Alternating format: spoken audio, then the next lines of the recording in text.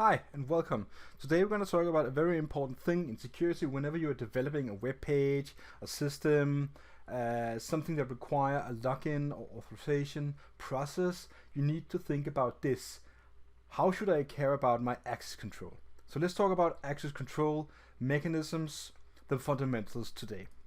So first of all, a guy called Butler once said this, that in computer science, an access control matrix or access control matrix is an abstract formal security model of protecting state in computer systems that characterize the rights of each subject with respect of every object in the system. Alright, so that sounds kind of simple, probably not, right?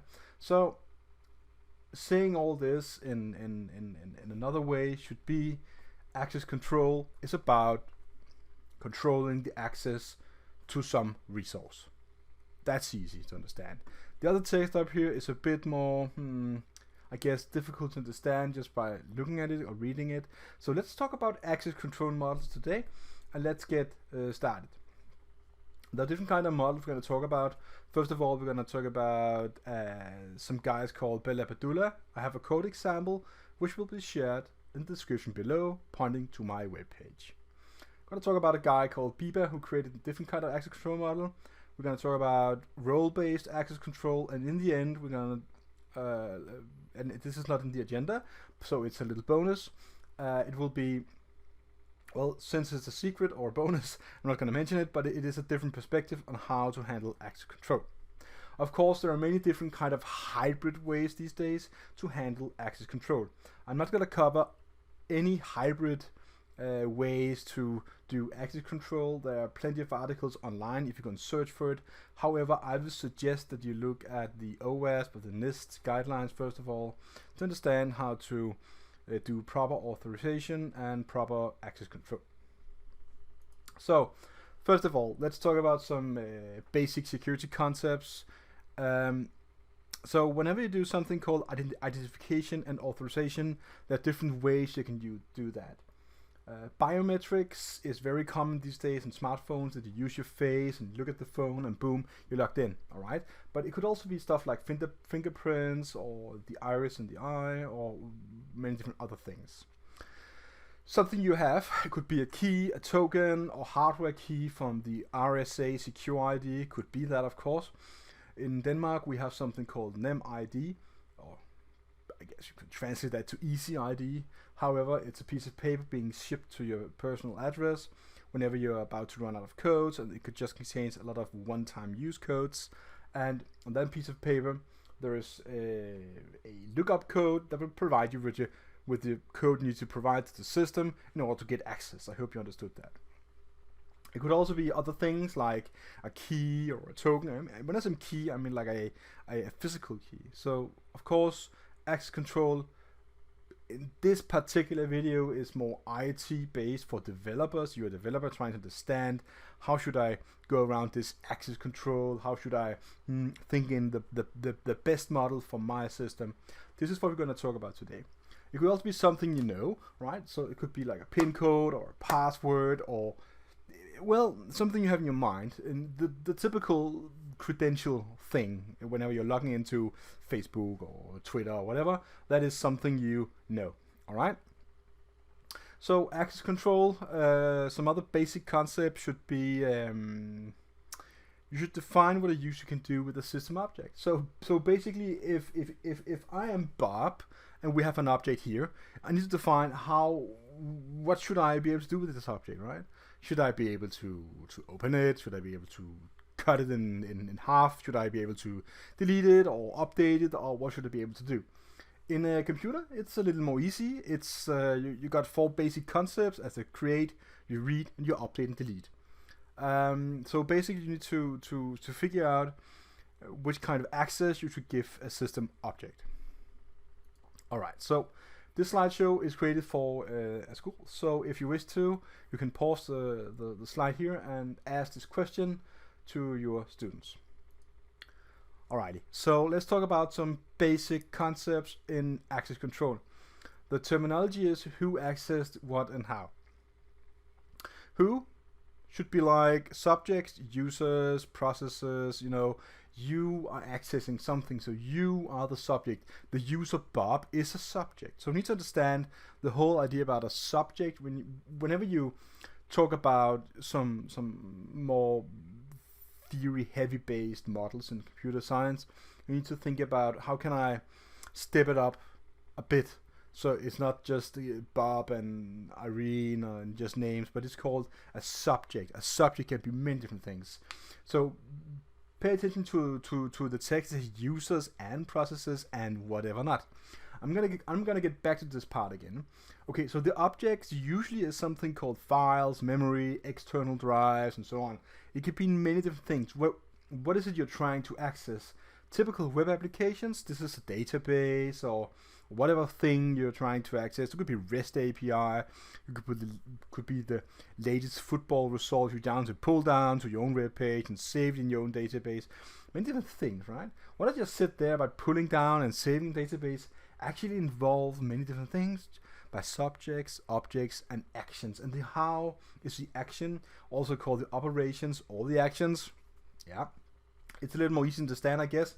Read, write, copy, update, delete, whatever you can possibly imagine you can do with some sort of object here.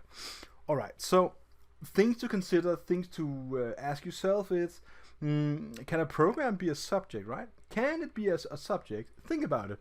You are trying to access something. You are the subject. Let's make this a bit more, let's give it a name. Bob is trying to access the server.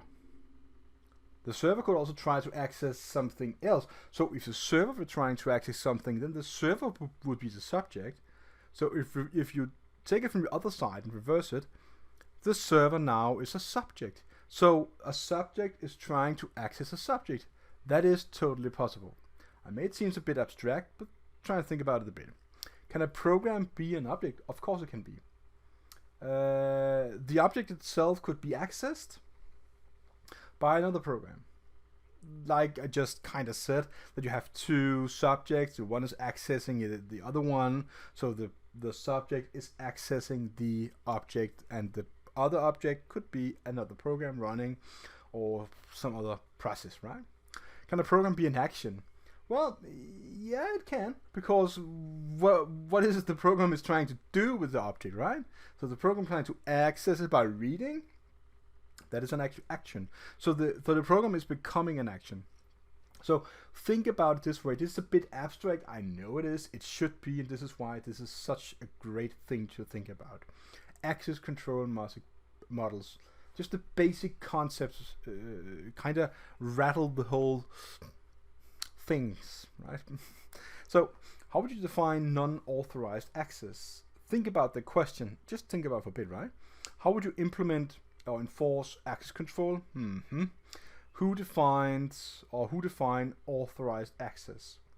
All these kind of questions should be asked in some point of time whenever you're trying to create an access control model. Who define authorized access? Well, who? Someone needs to give the access, right? You cannot just poof have access to the system. You need to be given that access. Someone needs to spark your light, right? Does that mean that you need to have an administrator? Well, it doesn't necessarily mean that, but you need someone who can provide you the new access, right? So think about what else should that user be able to do?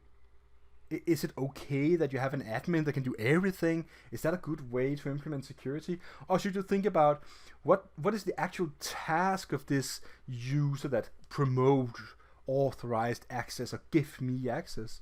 Is it just to do that?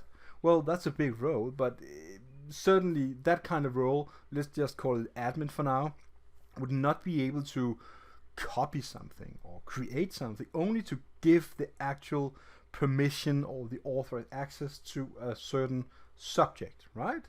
So many questions like this should be considered, and it is not an easy task. So let's talk about our first easy to understand access control matrix. It calls it Discretionary Access Control, or short DAC. So you probably all tried Linux at some point in time. Linux is a typical system created with a discretionary access control model. So think about it in the example below. We have something called the S, which is the subject for Alice, Bob, and Charlie, just some users. We have the objects, A, B, C, well, could be anything, files, who knows. And we have the actions, which is the read, write, execute, append, and so on. If you look to the right, you will see the model called, well, it's a matrix actually, why it's called access control matrix, that Alice can read and write to the file of A, or the resource, or the object, whatever we're gonna call it. Right now we don't know what A is, it's just an abstract for a certain kind of object. You can also call it a resource in this part. However, let's just call it object for now. We can see that the Alice do not have any kind of access to B, and to C, Alice have just append. Alright, so this is a way of creating an access control matrix. You probably already see many different things and flaws and errors that could be given you. However, you will also see a great kind of flexibility. So just because that discretionary access control seems like, oh, this is a big mess, it's also really flexible, and it's a great favorable access control matrix for the Linux system. Discretionary basically means that it is up for the user's discretion to change their access rights to their own objects, like files and whatever they need to install. Alright, so talking about access control matrices, there's something called columns. It's also usually called the ACL, or the access control list. You have something called rows, also usually called capabilities. So let's change the slide and look at what I mean with this. When we talk about access control lists, it is usually a list of permissions associated with a system resource, like an object. And if you look to the right, you'll see that file 1 got A, B, and C, which in this case could be different users. I know it's a bit abstract again. And the A is the owner, can read and can write. The B can write, and the C can read and write. And there is no other subject or user attached after the user C, as you can see with the line crossing from the upper right to the downwards left. So that is an access control list. They are concatenated together as a list. So basically what this is, if you're going to talk about computer science and programming, what does this look like? It looks like some sort of linked list, right? It looks like a linked list. It does actually. And you programmers might think, why is this is not a hash table or hash map or something? We just look up the actual subject, which is A, B, and C, and you can then get the access rights. Well, by all means, if you wish to implement it that way, you can do it that way. And you have something called capabilities. It's a tad different. Now we have a user, and every user have a list of capabilities attached to objects. Well, the object capabilities is attached to the user, another way of saying it. So this is kind of reversed in a way to go back. The actual file itself, the object contains what users can do. Think about a file, and someplace in the top of the files there's an access control list telling what users can do with this file. Could be a way. Capabilities way is usually something known for systems whenever you log in. For example, you might have a ticket, or you get a token of some sort from logging in, let's say Windows Server, just an example. And this is you're a user and you have access to these files. So whenever you are trying to access something, you're saying, this is my ticket. Can I read this object, right? And then the system will say, oh, listen, you're user A. You're trying to access file number 2, but you are not, and you cannot access that file. Only users called B and user C can access, but you are not user B or C, user A, so you're not going to access to it. This is a different way of thinking. It's called capabilities. Okay, finally we're getting to the model called Bell La Padula, the confidentiality model, and this is something that they used in the military at some point. Probably still use it in some very secure areas. This is called the MAC, the Mandatory Access Control. This is a confidentiality-based security model. So it is about keeping them secrets secret. So how can we do that? Bell La Padula, they created something called the what do you call it? Instead of having a certain amount of access telling what you can do with an object, you are getting a label. So this is label-based access model security. If you look to the left, you will see something called top secret, secret, confidential, and unclassified. And you might see some arrows pointing up and down, telling no read up and no write down. So, what does that mean? Okay, so you have a subject, and the subject can read down. As it tells right here, it says subject can read down. So if you are a subject, let's just call it a user for now, and you have top secret access, you can read objects that is labeled as top secret. But you cannot write down, because this is breaking the confidentiality trust. If you can write down, you can leak data. This is the actual part of the whole model. This is the core principle. And then it also tells me that I cannot read up. Okay, but I'm already top secret, so not much point in reading up for me. Well, that is true, I guess. However, what if you are a secret? If you have the secret label on your subject or your user, well, then you can read down. You cannot write down, but you can read down. You cannot write down. It's still the same thing as leaking data downwards. No. Can you read up? You cannot read up. You cannot read from secret to top secret. This is the actual thing about this model. There are different kind of problems with this model, and the whole. I just changed slide for a bit because I thought I had another slide on the other page about this, but I'm sorry. I'm gonna tell it anyways. The problem with this model would be that what if you cannot write down, but you can write up? Okay. So if I'm labeled as a secret, my confidentiality level is secret. I can write to top secret. That is not breaking confidentiality. No, it's actually making it more confidential. And that is not a bad thing in the Bell La Padula model. Okay, so if you can write up, but you cannot read up.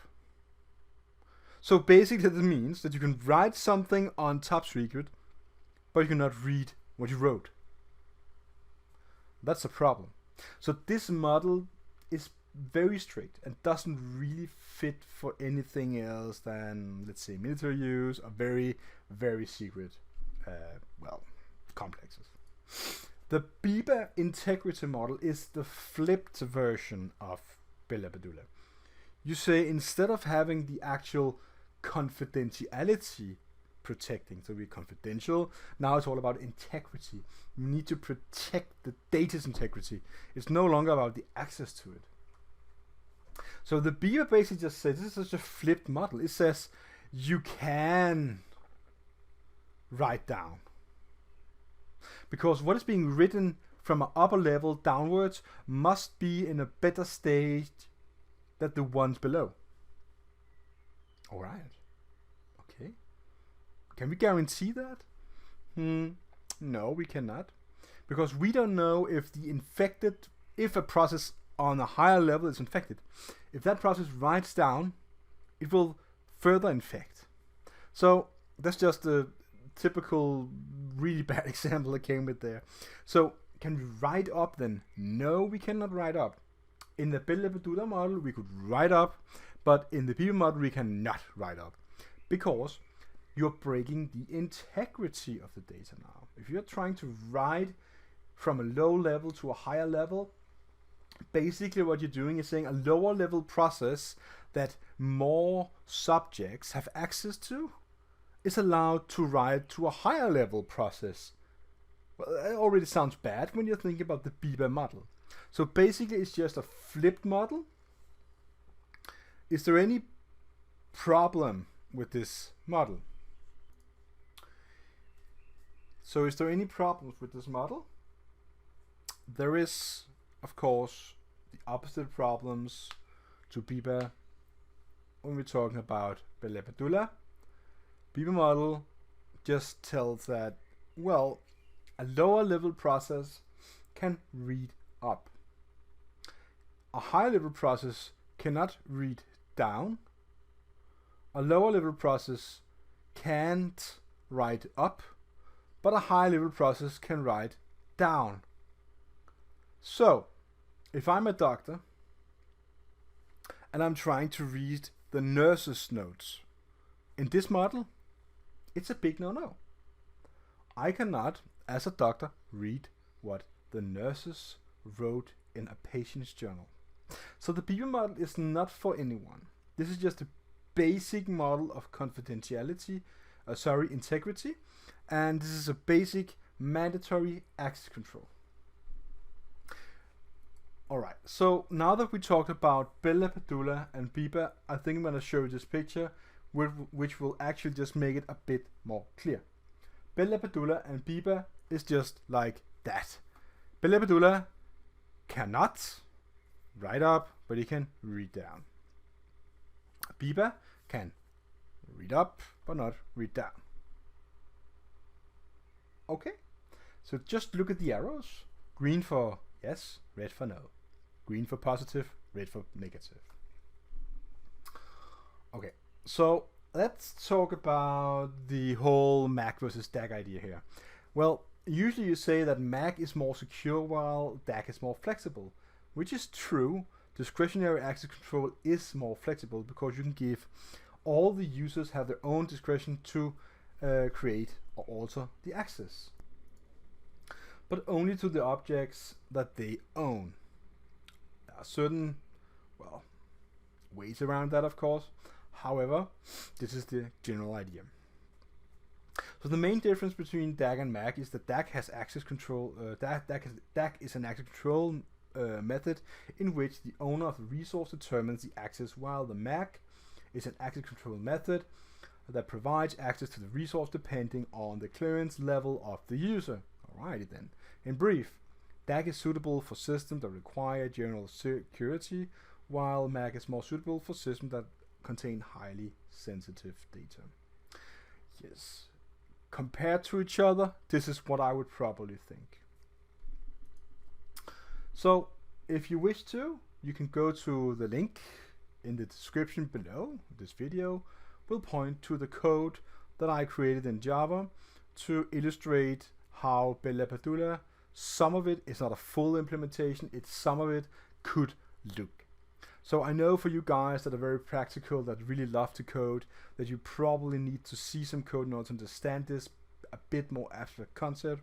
That is why I created the code for you guys.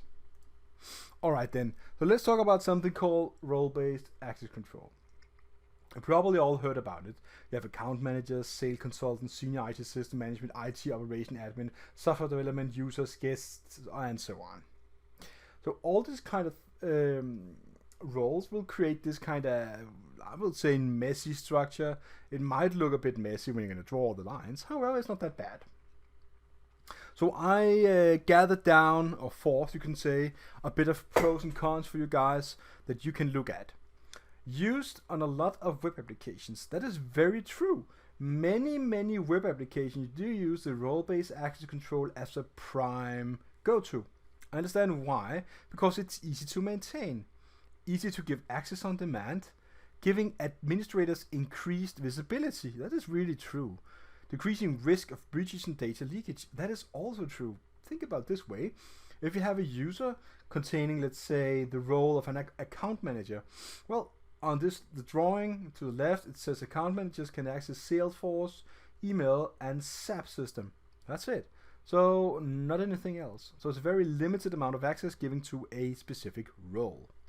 Security access permissions are defined exclusively via the role model, which prevents you from giving more permissions than needed to individual employees. Well, that is really much true. This is in line with the principle of leech privilege or pulp. That's a difficult word to pronounce, pulp. So, leech privilege kind of just tells that, well, you should only be given the least amount of access or privilege to a certain amount of object that you are required to have or to use, work with, or to control whatever kind of objects you're going to work with in your job. That's a long way of saying only the right amount of access control is good enough. So that's all the pros. What about the cons?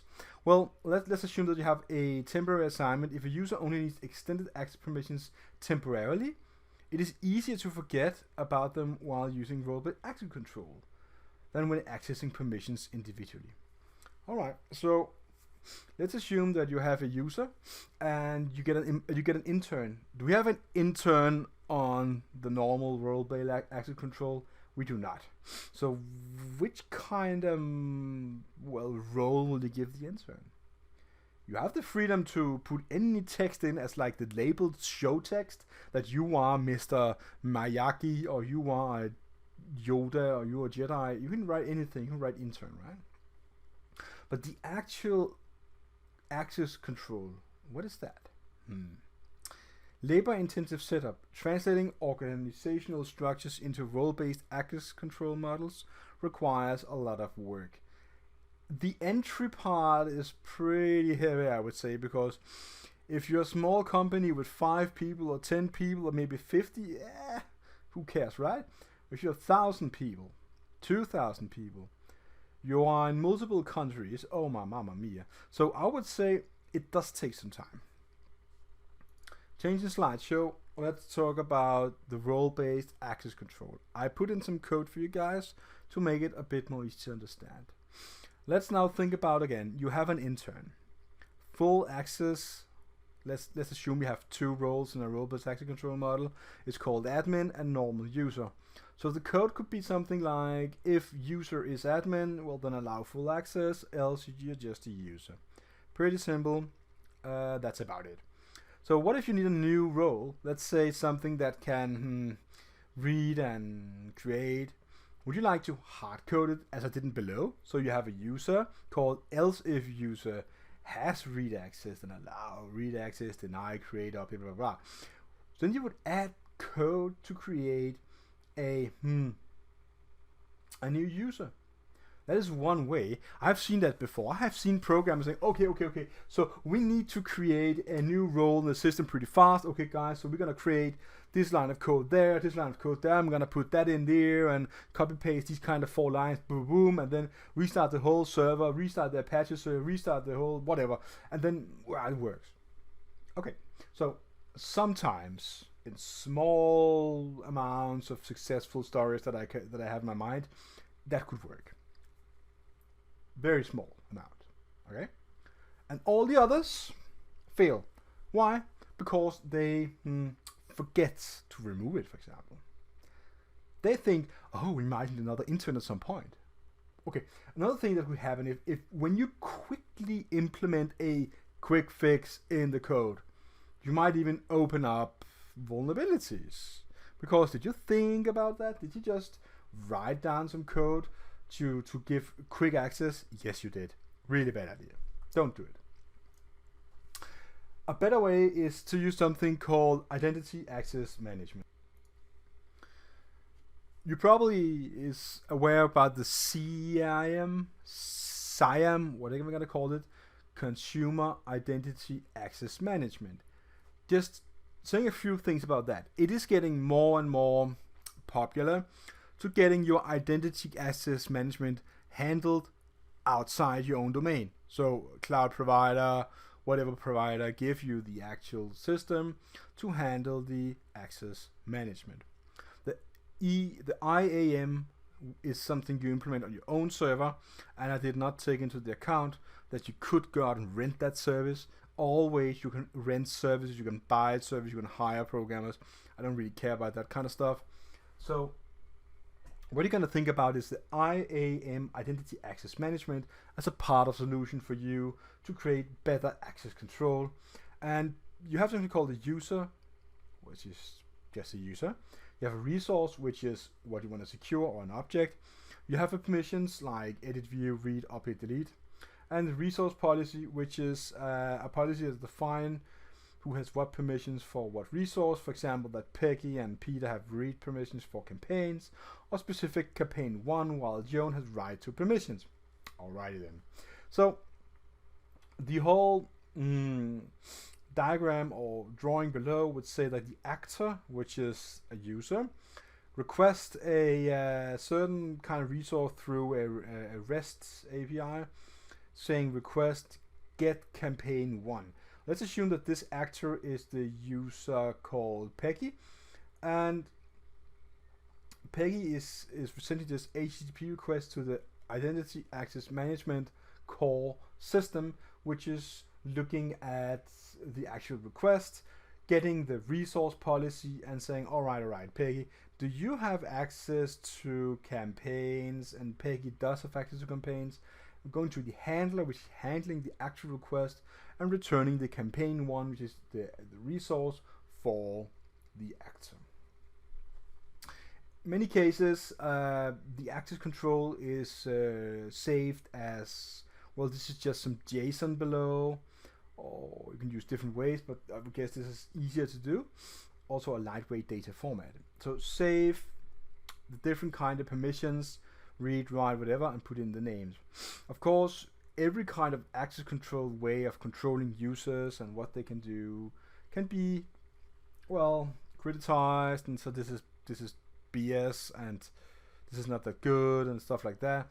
I would say this gives you all the flexibility in the world that you would like, and it kind of reminds me about, and should remind you about, something called, let me see if you can guess it. Let's say it on 3. 1, 2, 3, DAC, Discretionary Access Control. It's a similarity to it, so I would say yeah. So conclusions is that there are many kind of access control mechanisms for you to choose from. I would advise you to choose wisely. Choosing the right strategy for your system is not an easy path to go down. There are more wrong ways than correct ways. So with this video, I hope that I could provide a better understanding for you that needs to create or choose a new way for your access control. I will see you again online. Please check out the description below. You will find links to code and other stuff on my webpage. Bye.